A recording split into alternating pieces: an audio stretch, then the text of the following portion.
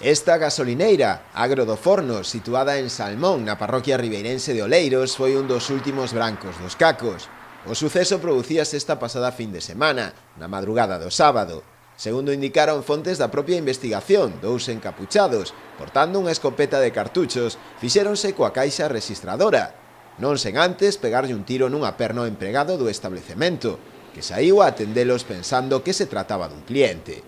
Foi o propio traballador, unha vez que os atracadores emprenderon a fuxida, o encargado de dar o aviso 112. A consecuencia do disparo, o mozo tivo que ser trasladado ao Hospital da Barbanza e posteriormente ao Clínico de Santiago, onde evoluciona favorablemente, a pesar da gravidade da ferida.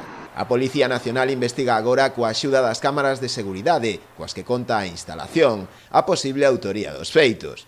A policía ten xa claras sospeitas de quen puido cometer este acto delictivo, e todo apunta a que se trata de vellos coñecidos das forzas da orde. Investígase tamén o roubo da moto que foi empregada no atraco, cuxa denuncia foi presentada tamén na comisaría.